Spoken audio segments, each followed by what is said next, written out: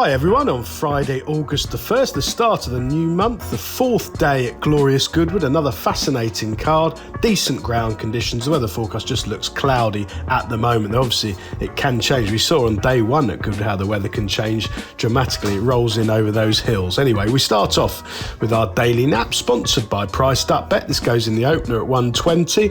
It's a handicap over 2 miles, 4 furlongs and 97 yards, a real test of stamina. Class 2, 3-year-olds and upwards, 38.5 grand to the winner. I don't think many of them will stay, but I do think Agaggio will, from the Gary and Joshua Moore team. Now, the Moors have been unusually quiet. I think probably the fast ground over the last month or two doesn't suit a lot of their horses. They haven't been running many fancied ones who've disappointed, but they have been quiet, and it's something to bear in mind. But Agaggio is basically a tough and reliable performer under a variety of codes, hurdles and on the flat. On the turf, he's 6 wins, 6 places from just 21 starts. He's a pretty reliable performer when he gets his conditions, and he bounced back to his very best on his last 2 starts here, over 2 miles at Goodwood. On the 23rd of May, he ran a blinder behind Manxman on good ground, so these conditions no bother. He then landed a wholesale gamble on the 8th of June, again over 2 miles, on soft ground, beating Spirit Mixer by a length and a quarter. Now, that came from a mark of 79. He is now £4 higher, but he's got the assistance of the very promising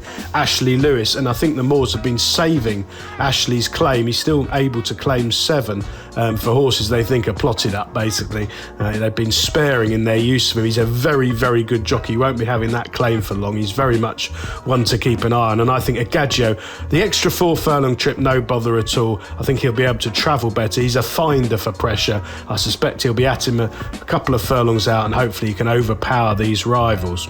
Our value angle selection, sponsored by Priced Up Bet, goes in the 230. It's the Golden Mile, over a mile, a heritage handicap, class 2, 3-year-olds and upwards. Again, brilliant prize money, £77,000 to the winner. It looks at least 7 to 1 the field. That's what it is this morning. I think Greek Order is a very interesting runner for Michael Bell. Now, Michael in the winners, he's had a couple in the last fortnight, and Greek Order is an interesting horse. He's run 13 times in his life, 2 wins, 6 places. Now, most of those runs, he started off with Roger Charlton. He won a couple of times at Sandown and Newbury, over a mile and 1 mile too, from marks of 80 and 85.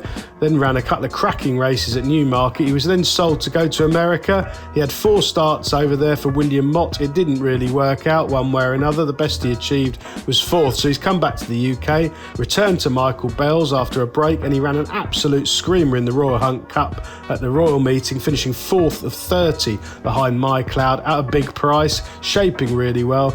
Last time out on the 5th of July, could only finish 3rd at Sandown.